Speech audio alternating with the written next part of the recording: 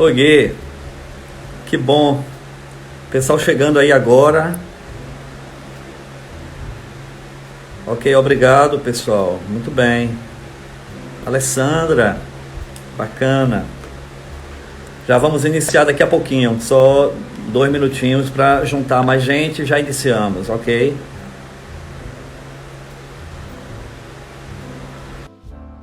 E a Mariana Ferreira conosco.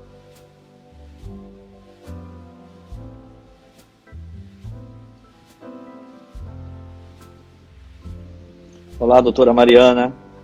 Seja bem-vinda. Boa tarde. Me escuta bem, Mariana? Estou te escutando bem. Tá bem. Tá, a comunicação tá ótima. Eu vou só afastar um pouco meu vídeo, que acabou ficando muito perto. Por causa da posição, né? Prontinho. Doutora Mariana, me sinto extremamente honrado com a sua presença nesse projeto nosso. Eu já vinha acompanhando o seu trabalho já há alguns dias e eu e a minha equipe estávamos desejando muito esse contato com a senhora, e a senhora foi muito disponível e muito receptiva. Quando nós fizemos contato, a senhora de pronto se disponibilizou a estar conosco nesse projeto. Esse é um projeto da Promotoria de Justiça que objetiva estabelecer uma aproximação entre o Ministério Público e a sociedade de um modo geral.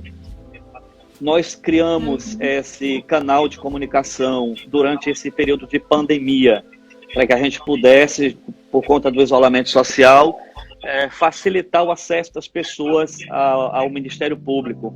E, com certeza, vamos dar prosseguimento a esse projeto depois da pandemia, porque tem tido um resultado muito positivo. Então, eu queria imensamente agradecer a senhora pela disposição de estar aqui conosco. Nós vivemos num estado extremamente sofrido, né, com sérias desigualdades sociais, e isso implica muito seriamente na questão da violência sexual contra crianças.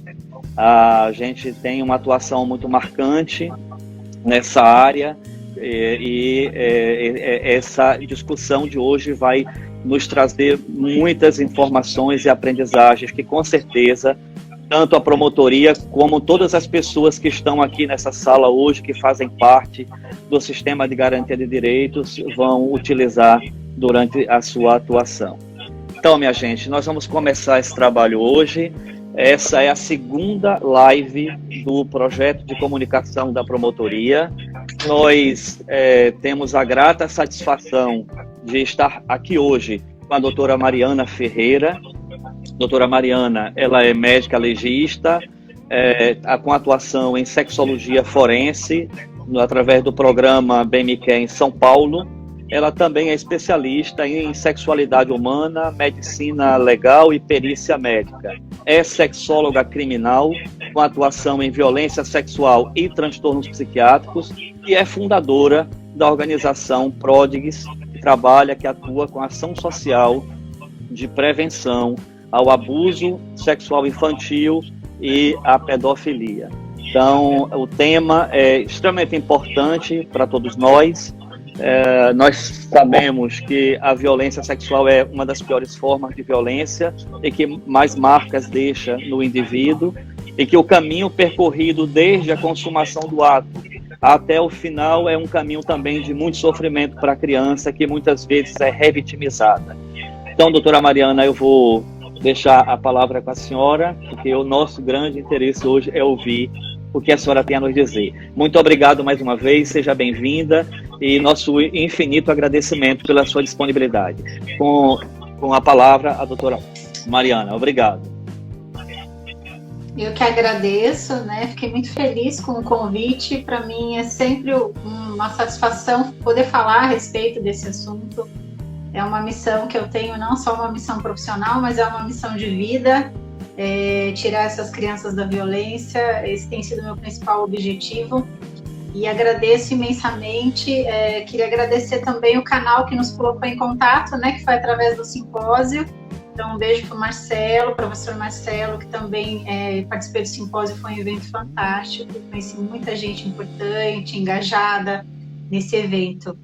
E estou à disposição sempre que necessitarem, eu puder contribuir, estou sempre à disposição de vocês. Como o doutor já falou, eu atuo na sexologia forense aqui na cidade de São Paulo, então eu sou uma das médicas da equipe e realiza perícias em caso de violência sexual. Então, o principal objetivo é a constatação da violência através da área criminal. Também sou professora da CADEPOL, né, da Academia de Polícia aqui de São Paulo, e eu tenho tido um espaço muito importante dentro da academia. O diretor, né, o Dr. Júlio Gebert, é um grande incentivador dessa questão da melhoria do atendimento à vítima, né?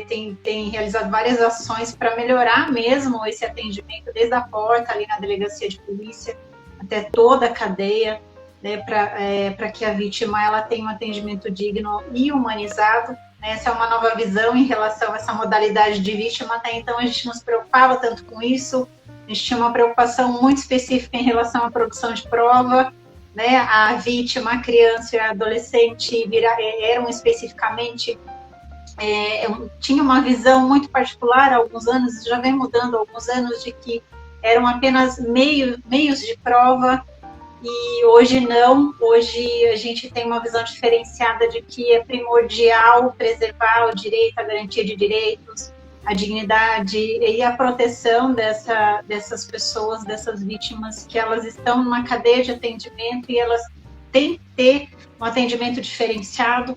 Tanto é que a gente tem trabalhado muito com a questão da nova legislação, né, de 2017, relacionada a depoimento especial, escuta especializada, onde a nossa visão em relação ao recebimento dessas crianças e adolescentes vítimas de violência ou testemunhas, pelo menos pela área policial, tem tido uma mudança de olhar, né, uma mudança de conduta, um melhoramento, na verdade, de conduta em relação a esses atendimentos. E fico à disposição, o senhor dirige aí a live, pergunta o que quiser, que eu estou aqui para contribuir, né, da forma que for possível. E agradeço de novo, né, o convite. Então, doutora, baseado justamente no que a senhora acabou de falar com relação a essa mudança de paradigma, não é? Que a gente, também no direito da infância e juventude, tinha a criança como objeto e passa a ser um sujeito de direito a partir das novas diretrizes da Convenção Internacional e da normativa nacional que foi implantada no Brasil com o Estatuto da Criança e Adolescente.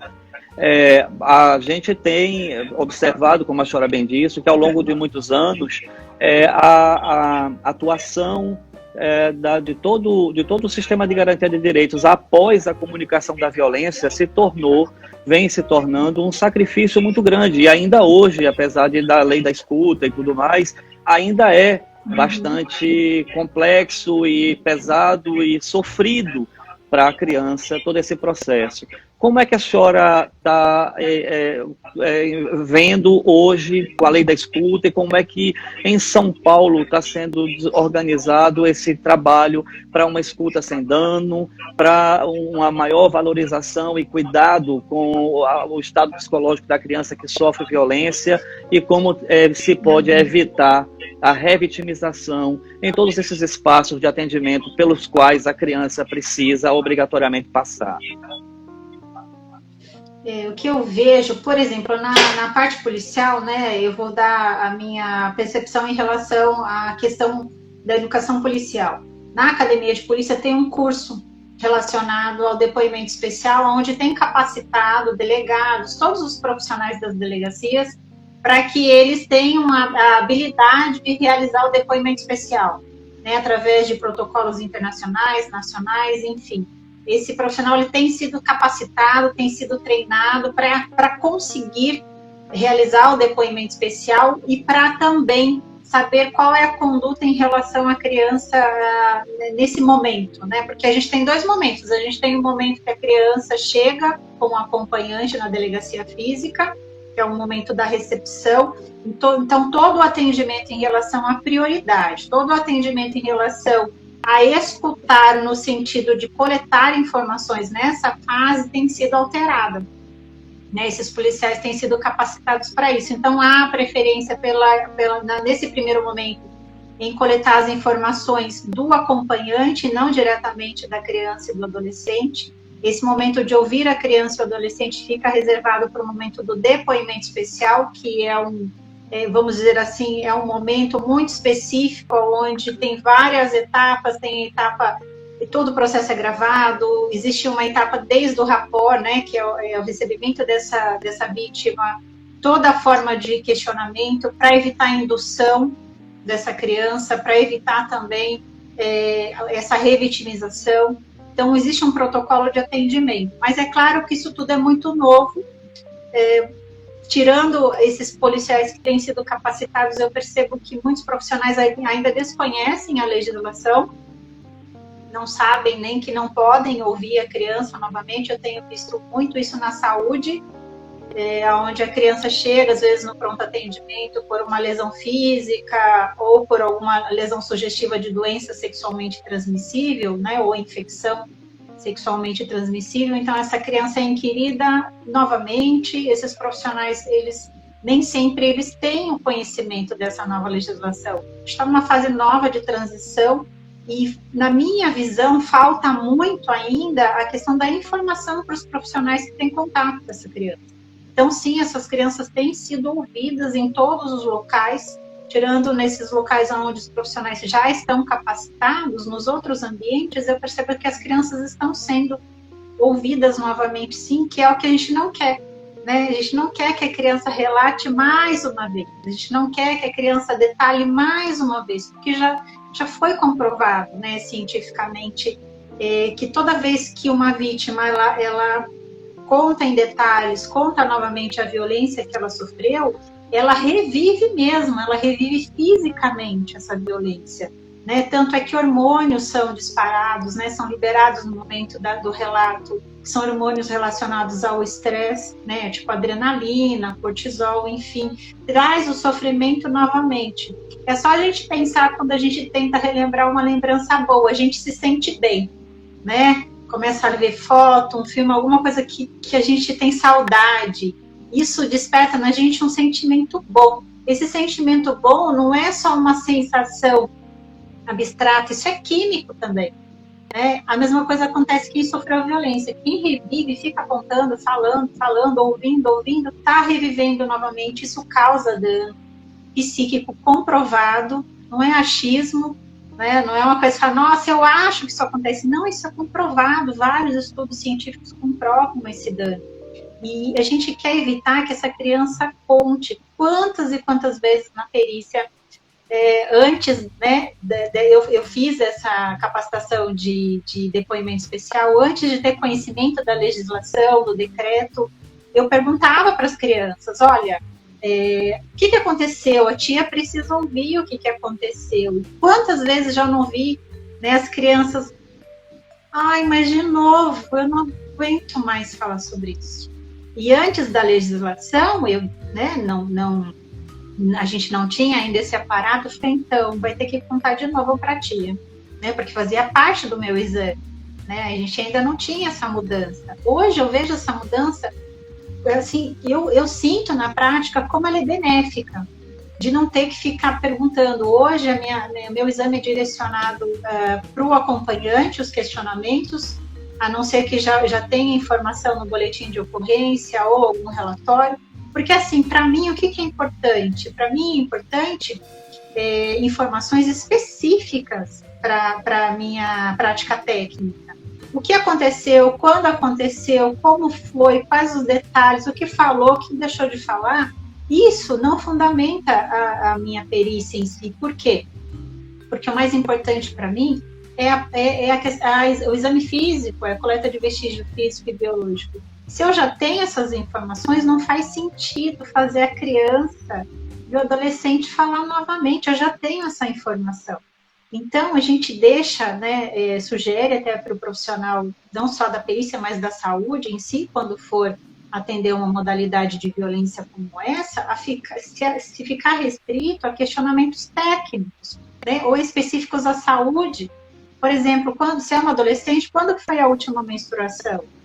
Né? Já teve alguma relação sexual antes da violência? Quando que foi a última relação sexual? Foi com preservativo? Foi sem? Né? Porque nós vamos coletar vestígio biológico se coincidir a violência com a relação sexual que ela teve, às vezes, com o namorado, com o parceiro, a gente pode coletar material biológico do parceiro, e não do agressor. Então, isso é fundamental para a perícia. A gente tem que fazer esses questionamentos, mas são questionamentos técnicos, né, relacionados estritamente ao nosso objetivo pericial.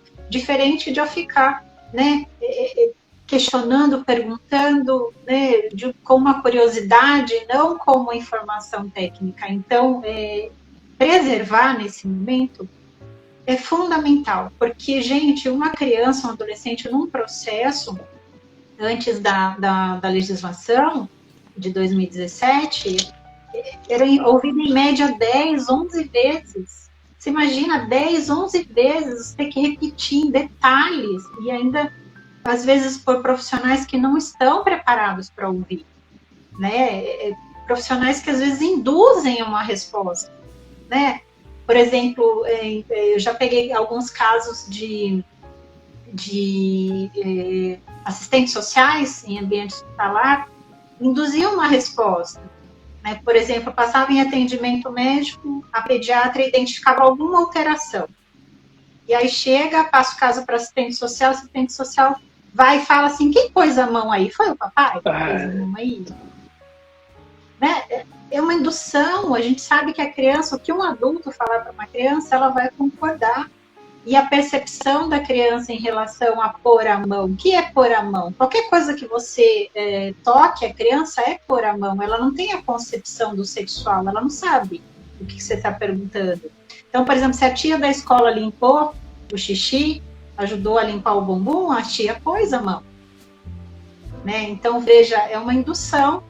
Então, a gente tem que tomar muito cuidado da forma como a gente conversa, tenta retirar informações. Então, hoje eu vejo de uma forma realmente muito positiva. Para mim, eu sempre falo, né, para o acompanhante, se tiver alguma informação extra que a criança vai ficar separada, o acompanhante vai ficar sozinho comigo na sala, e aí o acompanhante pode falar todos os detalhes que ele quiser, sem que a criança escute, né, aqueles detalhes que para ela também pode ser doloroso. Coleta as informações e siga em frente no exame pericial, porque a perícia ela é composta por essa parte de escuta, na coleta de informações, que é o histórico, onde a gente vai compor o laudo, né? Quem já teve um laudo em mãos lá, aquela primeira parte, depois da identificação, são as informações que a gente coletou. E que informações são essas? São as informações que nos passaram. Estava escrito no BO, no relatório médico, o acompanhante forneceu para a gente. Importante dizer que nessa parte a gente não está afirmando se é verdadeira ou falsa essa informação. A gente só coletou e está transcrevendo uma história. Né? Então, relata o acompanhante que aconteceu isso, que aconteceu aquilo, quando foi e tal. E depois dessa parte, a gente vai para a parte técnica, que é o exame físico geral. Então, a gente vai examinar o corpo todo dessa criança, desse adolescente. Não basta perguntar se está machucado ou não, tá, gente? Se tiver alguém aí da área pericial ou acompanhando algum exame, não é, tá machucada? Não, não tô. Isso não basta para que a gente não examine. A gente tem que examinar. Eu falo agora no inverno fica mais difícil, porque ninguém quer tirar a roupa, né? E o ambiente do IML, o ambiente hospitalar é frio, né? Precisa ser frio, né? Porque a gente tem, por causa das paredes, o tipo de material que reveste o piso, as paredes é um ambiente mais frio, então elas pedem para não tirar. E aí eu falei, não, tem que tirar a roupa toda. Mas tá frio, mas precisa tirar, porque eu preciso te examinar. Né? Mas eu não tô machucada. Não, tem que tirar, por favor, tem que tirar. Aí eu peço para tirar. É sempre importante também que esse ambiente de exame seja um ambiente que preserve a intimidade dessa pessoa. Porque às vezes a estrutura não é muito boa, mas tem que ter uma sala muito intimista para realizar o exame sexológico, porque é um exame ginecológico como qualquer outro, então não pode ficar porta aberta, não pode ficar entre e sai de pessoas, né? Imagina, tá lá no momento do exame, alguém entra desconhecido, isso é extremamente desconfortável, então sempre sinalizar que o exame está acontecendo, fornecer uma vestimenta adequada para essas vítimas, para que elas se sintam com a intimidade preservada, assim como no consultório do ginecologista, ter que dar um aventalzinho, né, nem que seja descartável, qualquer coisa, porque ela tem que se sentir com a intimidade protegida, mesmo que sejam crianças. Eu não deixo ninguém nu completamente na minha sala. Na minha sala tem que, né, eu sempre exijo que use a vestimenta, porque a gente vai examinando por partes, e isso é muito importante, tá, gente? Às vezes a gente esquece desses detalhes, mas faz toda a diferença para um bom exame, para um exame com tranquilidade, um exame que a pessoa se sinta respeitada, né, e preservada. Não é porque é perícia que tem que ser diferente de um consultório médico como qualquer outro. A gente tem que ter tudo, higiene, limpeza, os aparatos, tudo isso a gente tem que ter.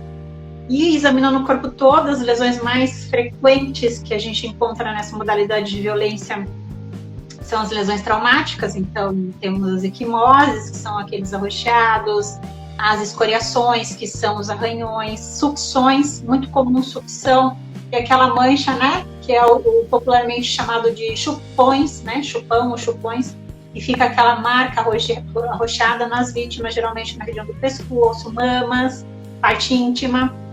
Também temos, nos casos mais graves de violência, onde temos uma modalidade de agressor que a gente chama de agressor sadista, e até com perfil canibalista, onde ele remove pedaços, partes, né, do corpo da vítima, principalmente parte íntima, e mordeduras, né, as mordidas.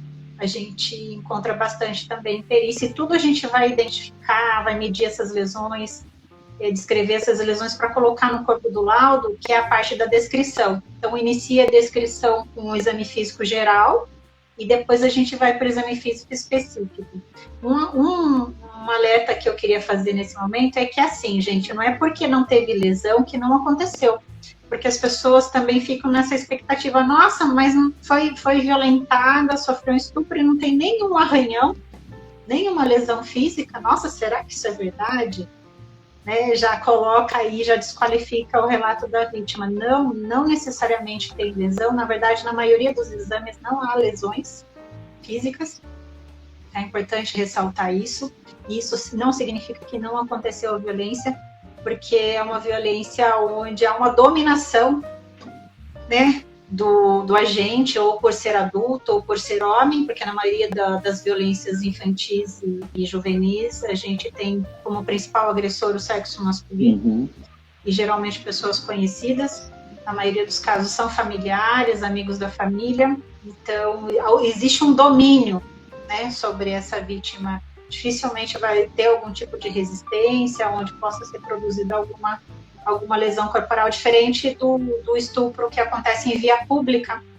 Em via pública pode ter mais lesões, mas também não é necessário que exista, porque também muitas vítimas adultas paralisam, ficam em choque, né, em terror no momento da violência, então elas paralisam, e muitas já me falaram assim, a única coisa que eu conseguia fazer era rezar e pedir para acabar logo e que ele não me matasse.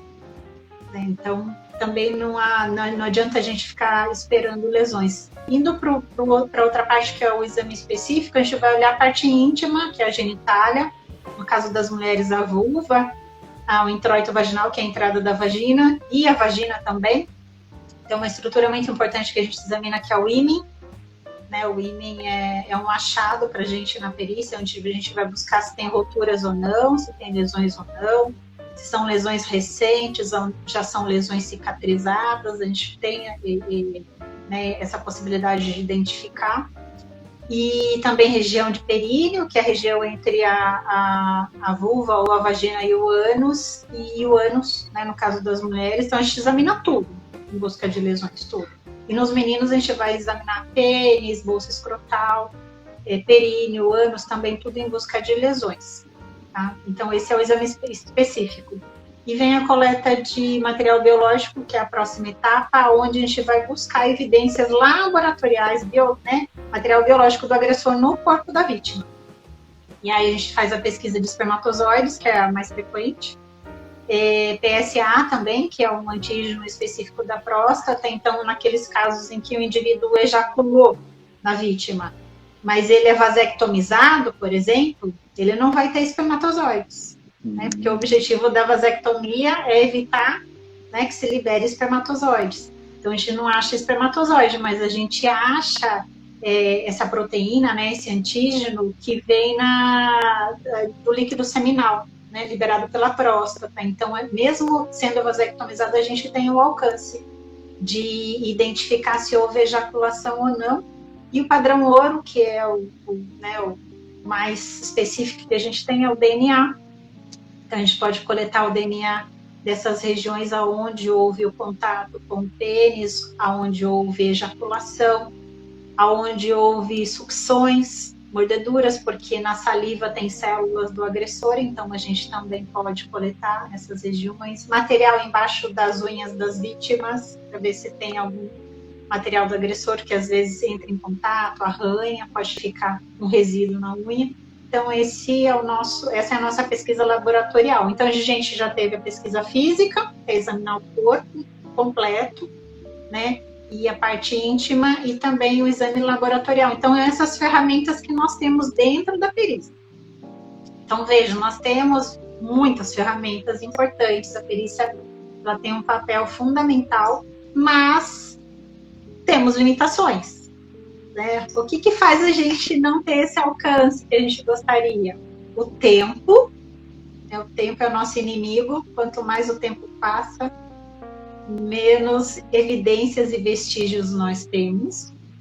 E também a higienização, né? Lavar, limpar as regiões que tiveram contato com o pênis ou com a secreção peniana, né? Com o sêmen,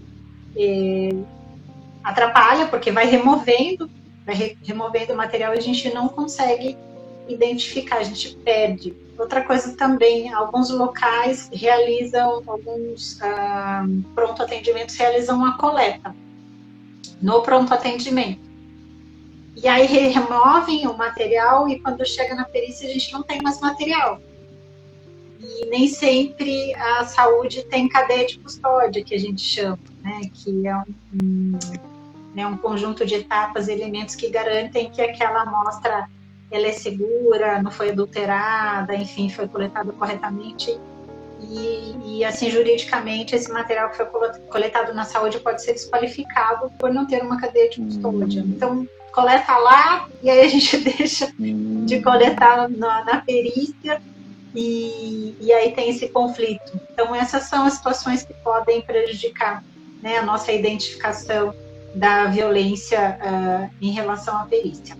E aí eu sempre falo, né, que essa é uma informação que eu não abro mão, é que não é porque a gente não identificou lesão física e nem vestígio laboratorial que não aconteceu, né, o famoso laudo negativo. Ah, mas foi para a perícia e a perícia falou que não teve nada. Ninguém está falando que não teve nada. Na verdade, quando vocês pegarem um laudo em mãos, de criança, principalmente criança e adolescente, está escrito que não há elementos ou que, né, não há evidências de conjunção carnal ou ato libidinoso, na verdade a gente está dizendo que naquele exato momento, naquele dia, naquela hora, a gente não identificou lesão física e nem evidência laboratorial, mas não significa que não tenha acontecido. Na verdade, é um padrão do abuso infantil não ter evidências físicas e laboratoriais. Esse é o normal. Quando os especialistas pegam um caso assim, a gente já tem expectativa que seja negativo, até porque o padrão do abuso em relação, principalmente abuso intrafamiliar, né, dentro de casa, o grande objetivo dessa modalidade de agressor sexual é manter essa criança e adolescente assim o máximo que ele conseguir. Máximo, por anos, né? Tanto é que tem crianças e adolescentes que são abusadas anos e anos e anos e anos. Muitas vezes só conseguem sair do abuso quando viram adolescentes, e muitos fogem de casa, vão para a rua, saem, né, do ambiente em si. Tem vítimas que não sabem nem quando começou o abuso, porque provavelmente começou ali com, né, nos primeiros anos de vida, então a vítima não consegue nem identificar o início, só consegue identificar o último episódio, mas não consegue saber, nem sei quando começou. Desde que eu me conheço por gente, ele já fazia isso comigo. E aí a gente vê abuso acontecendo em bebês, recém-nascidos, primeiros meses de vida, abuso em todas as faixas etárias. Então, é importante que vocês saibam que laudo negativo não é igual não houve abuso, tem que investigar. Não pode engavetar, não, porque é um absurdo, né, deixar de investigar. Porque a perícia, apesar de ela ser muito importante, ela tem as suas limitações, como qualquer perícia, e esses fatores, eles contribuem para que a gente não identifique vestígios. E existem outras provas, a perícia é a prova técnica, é uma das modalidades de provas, nós temos outras provas que tem que ser investigada e levada em consideração com muita seriedade, com a mesma importância, né, que uma perícia técnica, porque quando se trata de violência sexual infantil, realmente, infelizmente, o alcance é bem menor do que a gente gostaria, né, bem menor. E, infelizmente, alguns profissionais que fazem parte do processo de investigação acabam, digamos assim, acreditando que nada aconteceu, ou às vezes até desqualificando o relato da própria vítima por causa de uma perícia negativa. Porque eu vejo muito assim, mas eu já recebi alguns questionamentos, mas a adolescente falou que ele realizou penetrações no ânus ou na vagina, né? E aí na perícia não constatou nenhuma lesão. Por que o que pode justificar isso? A gente não ter identificado lesões se houve relato de penetrações. Vários motivos. O primeiro deles é a inexperiência sexual. Muitas vítimas não têm noção do que é uma penetração. Muitos agressores não realizam penetração completa. Eles realizam penetração parcial, e essas penetrações parciais não são suficientes para que tenha uma lesão do ímen, por exemplo, uma ruptura imenal. Eles colocam, é o famoso, vou colocar só na portinha, vou colocar só um pouquinho, né? E aí, essa vítima, ela tem a percepção da penetração porque ela não tem experiência sexual para entender que aquilo não é uma penetração, sabe que colocou, sabe que doeu. É uma região muito dessa sensação de dor. E aí as pessoas que estão investigando deduzem o quê? Ela falou que teve penetração, mas não foi constatada lesão nenhuma no ímen dela. Então ela está mentindo. Então esse é um dos motivos de a gente não encontrar lesões. É a percepção pela inexperiência sexual. Se não é uma pessoa que tem vida sexual ativa, até adultas, até hoje, têm dificuldade de saber se houve uma penetração completa ou não. Imagina uma criança, uma adolescente que não tem nenhum outro contato em relação à prática sexual. Tá? Então, muito cuidado com isso, em desqualificar o relato da vítima por causa dessa informação.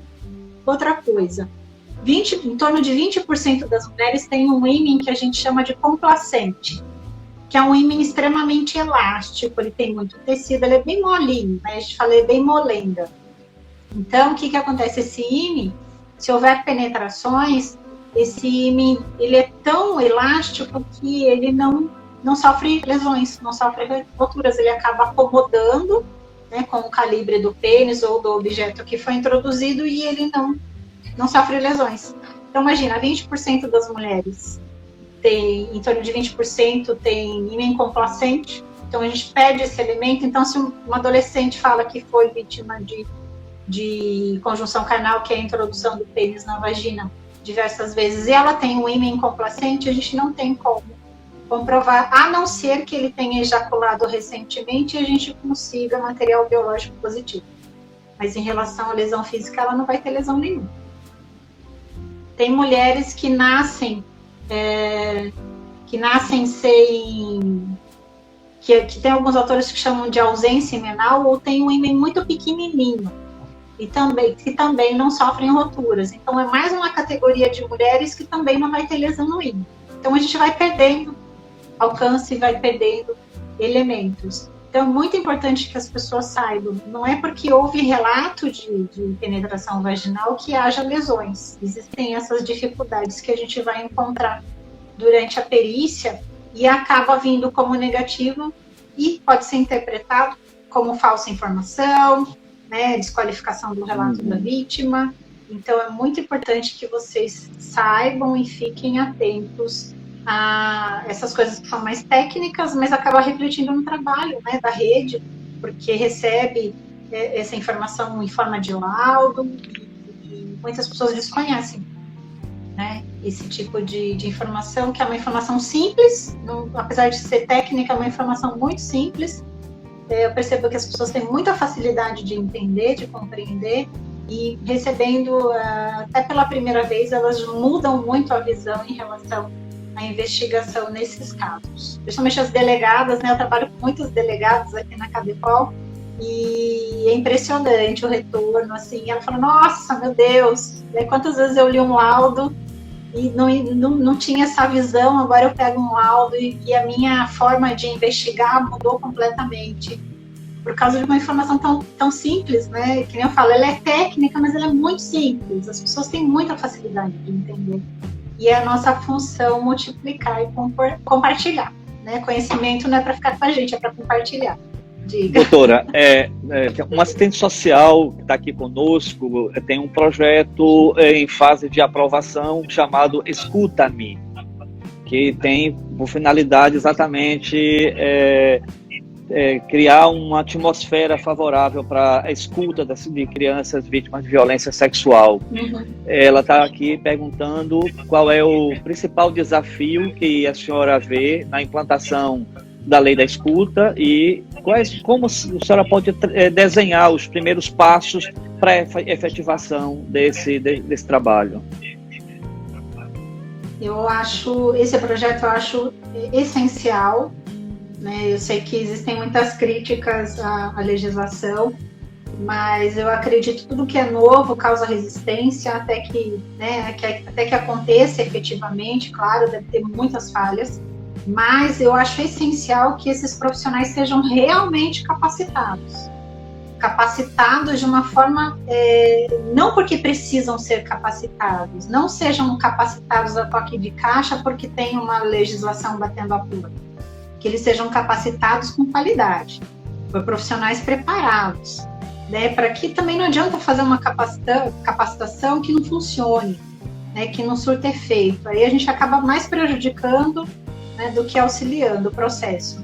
Mas é muito importante que esses projetos como dela se multipliquem, mas que seja feito com base técnica, né, embasamento técnico, científico, através da informação de especialistas, nada de achismo, sensacionalismo, né, tem que ser uma coisa muito séria, e todos os profissionais que trabalham na área, eles têm que receber uma capacitação correta a respeito dessa escuta, porque até mesmo a rede, ela ainda não está, aqui pelo menos eu vejo, algumas prefeituras me procuram, buscando curso de capacitação, e eu vejo apesar de ser de 2017, né, a legislação e o decreto aí se eu não me engano foi no final do ano passado, não lembro a data exata, e as pessoas ainda estão engatinhando em relação à escuta. O depoimento, que é específico das delegacias e dos juízes, né,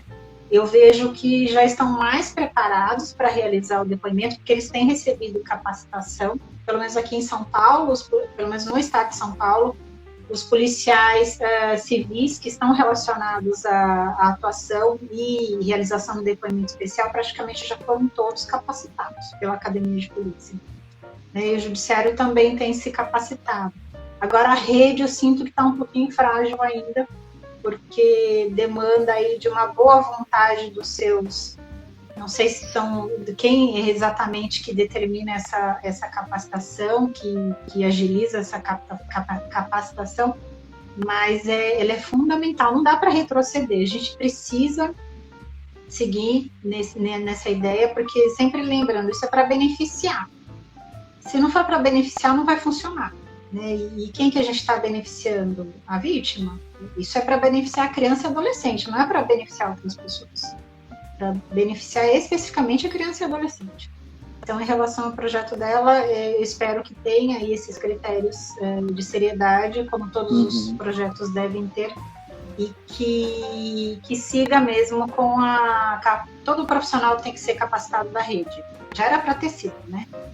Mas a gente sabe que demora um pouquinho e tem um pouquinho de resistência, mas com certeza a gente conseguir seguir em frente aí com seriedade vai ser muito bom, vai ser muito bom. Doutora, uma pergunta aqui relacionado à preservação de material biológico. Alguém que pergunta, que faz os primeiros atendimentos da criança vítima de violência sexual, e ela pergunta sobre o que não fazer para preservar o material biológico que vai ser coletado na perícia. Primeiro, tempo. Né? Tem que ver há quanto tempo aconteceu essa ocorrência. Aqui, pelo menos no nosso manual, né, do nosso estado, a gente tem 72 horas para coletar material em região vaginal e só 24 horas para coletar a região de pele, boca e ânus. Então, o tempo, como eu falei, é o nosso inimigo. Então, quanto antes essa vítima for periciada, mais alcance a gente vai ter.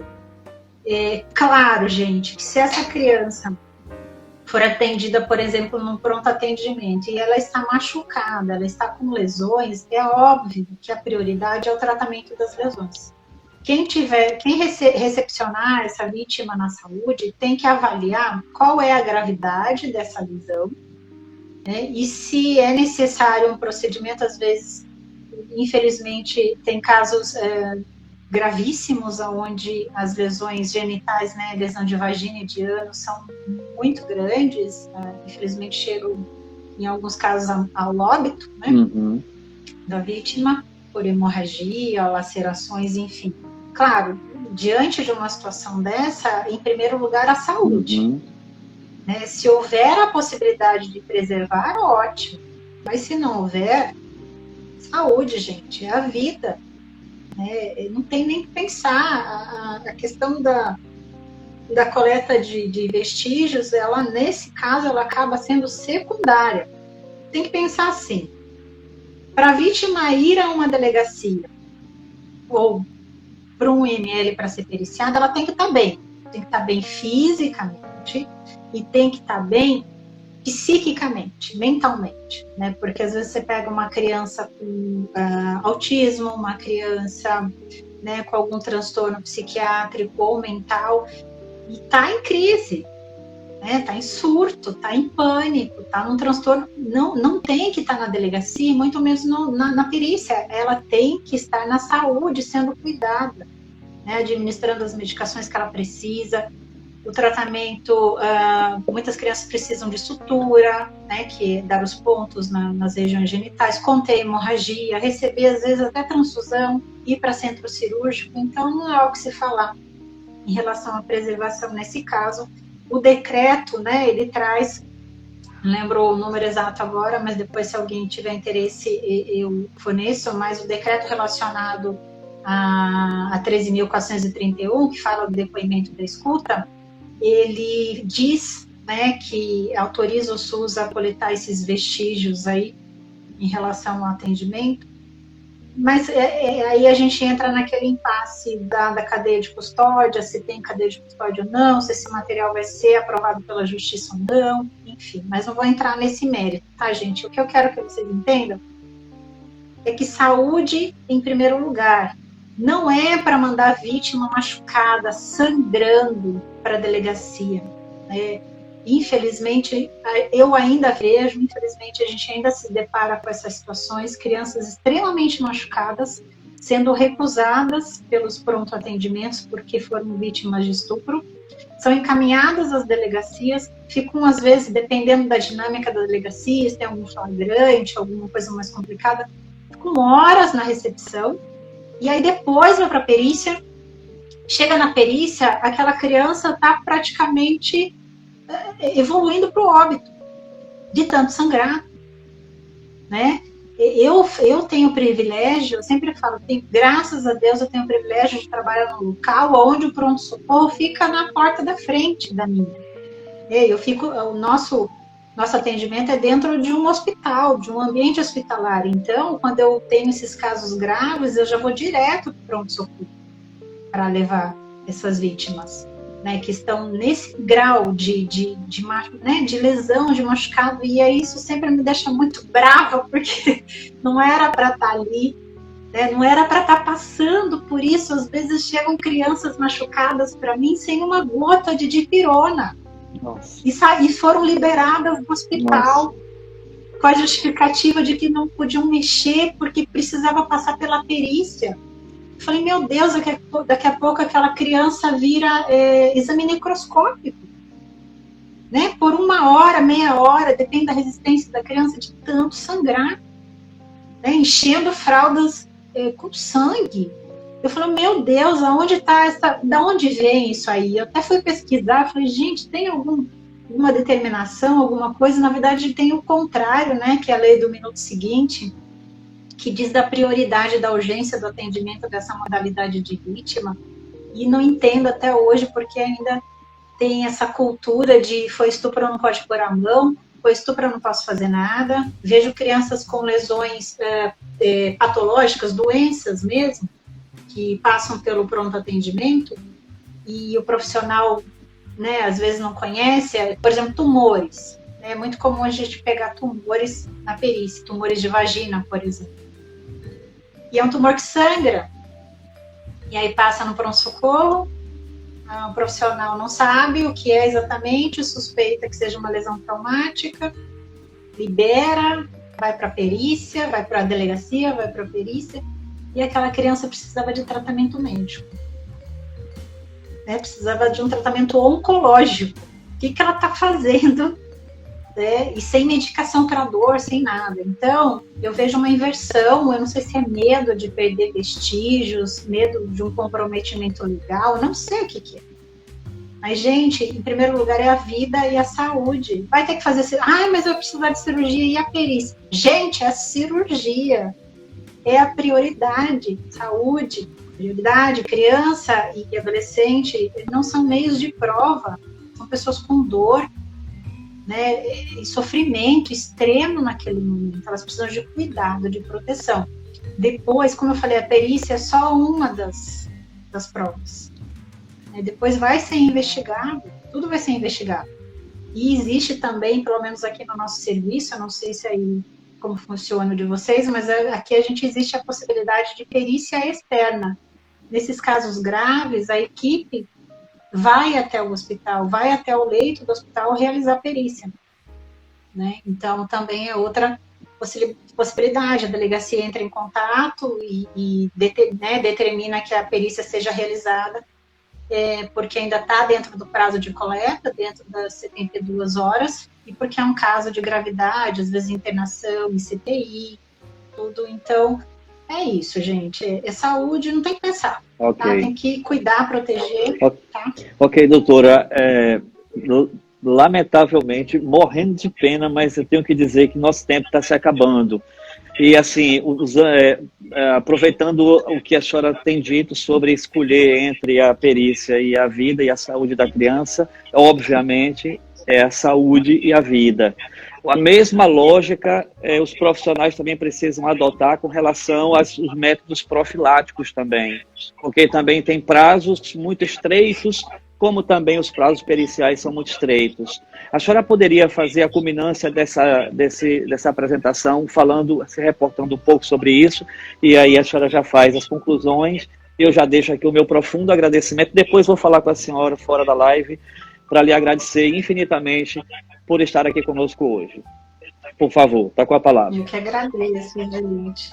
Então, essa perenidade que a gente fala da profilaxia também em relação ao protocolo, né, de IST, de doença sexualmente transmissível, também tem prazo, né, então varia muito de protocolo, mas geralmente algumas medicações a gente consegue fornecer até o 15º dia da ocorrência, enfim, aí vai variar. né, serão feitos os testes rápidos, no caso de adolescentes, o anticoncepcional, né, de emergência, em relação à hepatite, sífilis, tudo isso vai ser avaliado, então também temos tempo. Então tem que ser, claro que quando não tem uma ocorrência específica, o protocolo é aplicado do mesmo jeito, tá, gente? Por exemplo, não sabe quando foi o último episódio? Mora junto com o suspeito, né, mantém ainda contato, vai ser feito o protocolo. E protocolo depende muito do serviço de vocês. Aqui a gente faz tudo ao mesmo tempo, perícia mais protocolo, né? Uma sequência, mas eu sei que na maioria dos locais não é assim, então tem que fazer, tá? Leva para o hospital, faz a profilaxia, faz tudo certinho e depois vai para a delegacia e depois para a perícia, certo? Esse é o caminho ideal. E é isso, eu quero agradecer o convite, acho que eu tagarelei demais. Foi maravilhoso. Olha, estão pedindo aqui, estão pedindo aqui uma segunda rodada de conversas com a senhora. Já apareceram vários pedidos aqui. No mês de junho eu vou voltar a falar com a senhora para a gente fazer um segundo tempo desse momento aqui. Tudo bem? Tudo ótimo. Então quero agradecer, dizer que estou à disposição. Se vocês quiserem conhecer mais o meu trabalho e né, eu tirar alguma dúvida, eu estou no Prodigues Oficial no Instagram, tá? No Face é Prodigues. E tem o meu pessoal também, que é Mariana da Silva.